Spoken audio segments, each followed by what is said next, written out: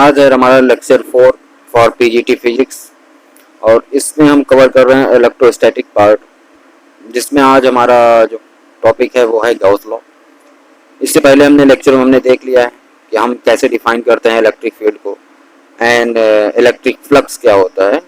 तो आज हम इसी में रिलेशन बनाएंगे। गॉस सर ने क्या बताया था इसके विषय में कि total number of electric line passing to the any surface, how many number electric lines will there, उसी के बारे में हम देखते हैं कि इसमें उन्होंने कहा था कि टोटल इलेक्ट्रिक फ्लक्स का मतलब number of electric line passing through any closed surface, किसी क्लोज्ड सरफेस से पास हो रहे is always equal to the 1 by epsilon not of net charge enclosed by the closed surface. ये देखिए हमारा यहाँ पे हमने लिख दिया है पहले से। एंड हम जानते हैं कि फाई इलेक्ट्रिक फ्लक्स दिखाते हैं इससे, फाई से Q net upon epsilon not, ये हमारे गॉस सर ने बताया था। एंड हम जानते हैं कि total number of electric lines क्या होंगी जब किसी क्या अमाउंट ऑफ इलेक्ट्रिक लाइन, देखिए पिछले लेक्चर में आप देखेंगे, लेक्चर शायद 2 है, हाँ दूसरे लेक्चर में, वहाँ पे हमने इसको दिखाया है कि ये क्या शो करता है। सरफेस इंटीग्रल है कि total number of amount of electric line passing to any closed surface या any surface that is equal to, तो ये दोनों इक्वल है तो ये दोनों आपस में equal, this is called the Gauss's law of electrostatics. Gauss's law of electrostatics इसी को बोलते हैं।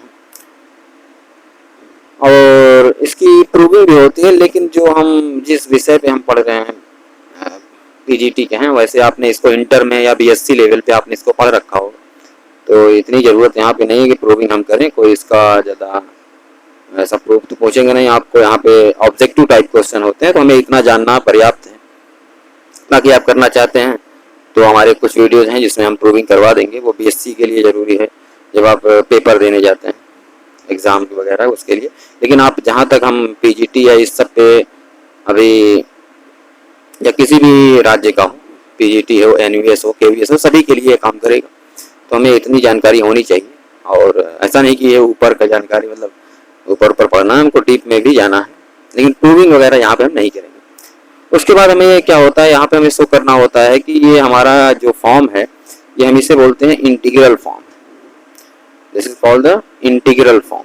अब इंटीग्रल फॉर्म है कैसे है यहाँ इंटीग्रेशन, लेकिन हम इंटीग्रल फॉर्म इसको भी हम ऐसे सेम टू सेम चार्ज को भी इंटीग्रेशन के फॉर्म में लिखना चाहते हैं तो क्या लिखेंगे। अब देखिए हमने 1 एंड 2 इक्वेशन 1 एंड 2 को, और आप ध्यान से देखिए 1 एंड 2 को हमने इक्वल किया तो हमारा ये आया।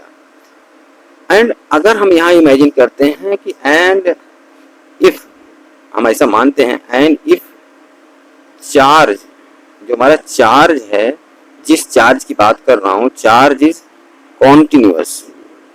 भैया अगर डिस्क्रीट होता तो हम ऐसे रख देते, लेकिन हम चार्ज मानते हैं कि किसी लाइन के लॉन्ग या कर्व के लॉन्ग हमारा डिस्ट्रीब्यूटेड है, तब हम बात करें कि चार्ज इज कॉन्टिन्यूअस distributed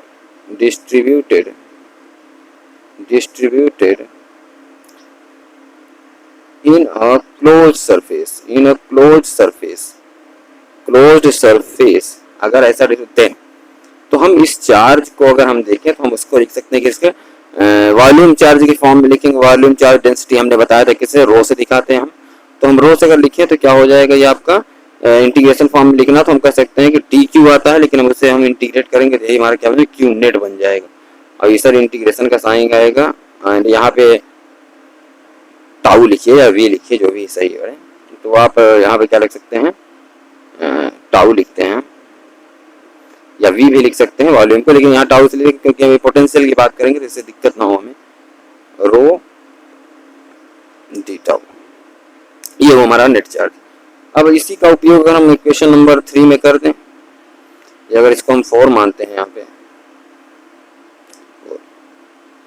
तो अब देखिए अगर इसका हम इसमें रख दें 3 में तो क्या बन जाएगा, यही हमारा surface E dot N cap T S, यही हमारा इक्वल हो जाए किसके, 1 upon epsilon not, Q net की जगह हमको इसको रखना है, टाउ रो डी टाउ, ये हो जाएगा। तो हम इसी को बोलते हैं कि it is integral form of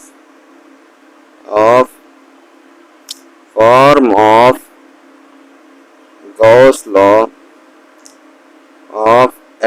electrostatics, electrostatics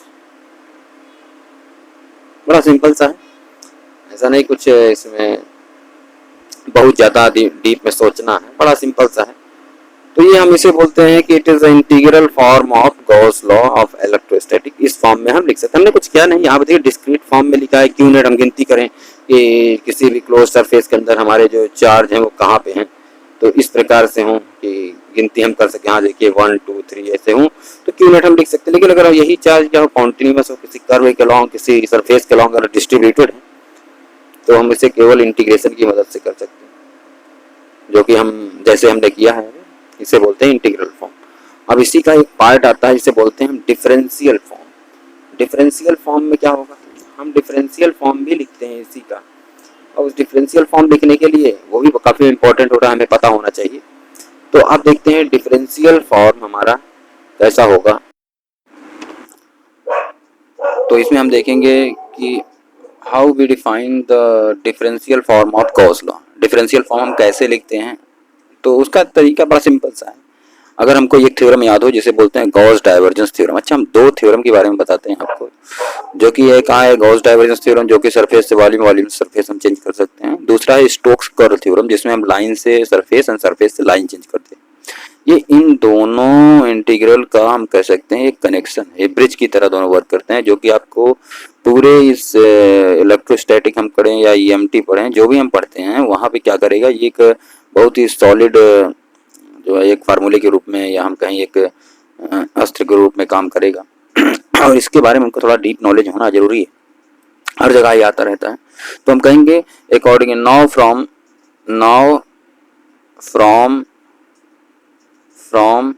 Gauss divergence theorem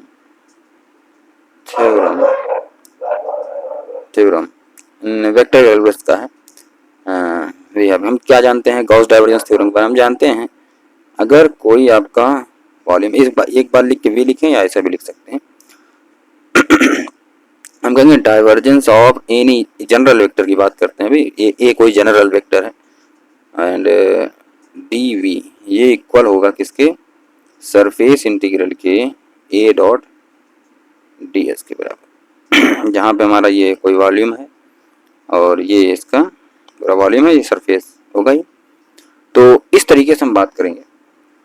अगर हम इसी को देखें, अगर हम देखें तो इससे पहले फॉर इलेक्ट्रिक वेक्टर फील्ड तो इट विल बिकम क्या बन जाएगा ये, अगर हम देखें ये बन जाएगा हमारा E dot N cap D S S, और ये हो जाएगा वी। अगर देखिए ई डॉट डी एस है तो हम इसको क्या लिख सकते हैं, डाइवर्जेंस ए डी वी। मतलब हम लिखने का तरीका क्या हो सकता है कि डाइवर्जेंस मतलब वेक्टर डिफरेंशियल ऑपरेटर डॉट यही vector E and D V लिख सकता हूँ मैं इसको, या इसको हम एक तरीके से और लिख सकते हैं, हम जानते हैं वी है। देखिए एक बार बनाएं या हम इसे 3 बार लिखें, दोनों बात एक ही हुई है, ऐसा नहीं कि अलग है वो। इसको लिख सकते हैं डाइवर्जेंस, ये इसको ऐसे भी लिखा जा सकता है, डाइवर्जेंस डॉट है ना, तो divergence E and D V. अब देखिए हमने इस फॉर्म को इसमें हमने चेंज कर लिया। अब इससे पहले आप देखिए, अब हमारा जो इक्वेशन था अभी कुछ देर पहले जो हम लिख रहे थे इंटीग्रेशन, तो हमारा क्या फॉर्मूला था वो, E dot N cap D S equal to क्या था, 1/ε0 वी रो डी वी। यहाँ टाउ लिखा था तो उससे कोई मतलब वॉल्यूम को ही मान रहे हैं, यहाँ वी लिख लिया तो चलिए हो जाएगा इसी से। तो अब देखिए इसकी जगह हम क्या लिख सकते हैं, इसकी जगह अगर हम लिखें तो इसकी जगह हम इसको लिख सकते हैं, लिखिए V divergence E and D V.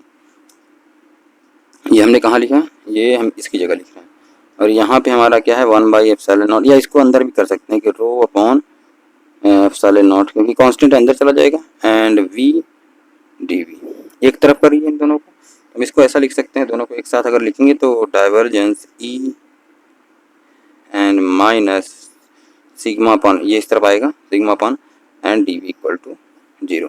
अब यहाँ पे देखने वाली बात ये है कि अब यहाँ पे दो मल्टीप्लिकेशन बोल सकते हैं सीधा सीधा, इन दोनों का जो है 0 आ रहा है, तो इसमें से कोई एक 0, या तो ये 0 होगा या तो ये 0 होगा। कौन 0 होगा, ये कैसा सवाल है। तो इसके विषय में आपको जानना है कौन 0 होगा, तो हम जानते हैं ये मैथमेटिक्स का आप रूल जानते हो कि 0 इंटू 0 हमारा अनडिफाइंड होता है, तो इसमें से कोई एक 0 होगा। अब कौन 0, देखिए हमारा डी वी जो टर्म है, डी वी जो हमारा डी वी है वो 0 नहीं हो सकता। अगर हमारा डी वी 0 इसका मतलब सरफेस 0 है, और सरफेस 0 इसका मतलब हम कर क्या रहे हैं यहाँ पे, no surface no charge outcoming और इनकमिंग, चाहे पॉजिटिव चार्ज हो चाहे नेगेटिव चार्ज हो, इसलिए हमारा डी वी तो 0 नहीं हो सकता। इसका मतलब क्या है, यही 0 होगा। तो that is divergence E minus sigma upon epsilon not, ये बराबर 0 होगा। तो ये लिख सकते हैं वो divergence E equal to sigma upon epsilon not. इसे बोलते हैं हम, इसी टर्म को हम बोलते हैं डिफरेंशियल, क्या बोलेंगे, differential form of Gauss law of electrostatics, Gauss law of electrostatics. तो ये थोड़ा सा ये रहता है कि इसे ऐसा नहीं कि ये आपसे डेरिवेशन पूछेंगे वहाँ पे, लेकिन क्या होता है कि ये डायरेक्ट वहाँ पे ऑप्शन दे दिया आपको कौन सा इसमें गॉस लॉ ऑफ इलेक्ट्रोस्टैटिक्स है, तो उसमें आप देखेंगे कई तरीके से इंटीग्रल फॉर्म दिया या डिफरेंशियल फॉर्म दिया, थोड़ा सा माइंड में आइडिया। देखिए एंट्रेंस में या किसी भी एंट्रेंस एग्जाम में हमारा जो शॉर्टकट तरीके से तो आता है, बट हमें ये ध्यान रखना होगा कि वो शॉर्टकट है, लेकिन हमें जो पढ़ना है वो हम डीप में ही पढ़ के उस शॉर्टकट को सॉल्व कर सकते हैं। अगर हम शॉर्टकट को या हम ऑब्जेक्टिव क्वेश्चन पढ़ने के लिए हम ऑब्जेक्टिव तरीके से अगर पढ़ेंगे तो हमारा बहुत ज़्यादा वैलिड नहीं करता, कुछ समय बाद उसमें हम फेल कर जाते हैं, काम नहीं आता। इसलिए हमें बड़ी डीप में जाना है कि चीज़ें कितना भी घुमाए हम उसको पकड़ सकें। तो हमारा आज का ये चौथा लेक्चर था, ठीक है। गॉस लॉ के डिफरेंस फॉर्म क्या हैं, गॉस लॉ के बारे में हमने पढ़ा, कैसे उन्होंने बताया क्या कितना होता है, इसकी value, number of electric lines कितनी होती हैं। तो यहाँ तक आज हम करते हैं, उसके बाद आगे की चीज़ें हम आगे के लेक्चर में देखेंगे।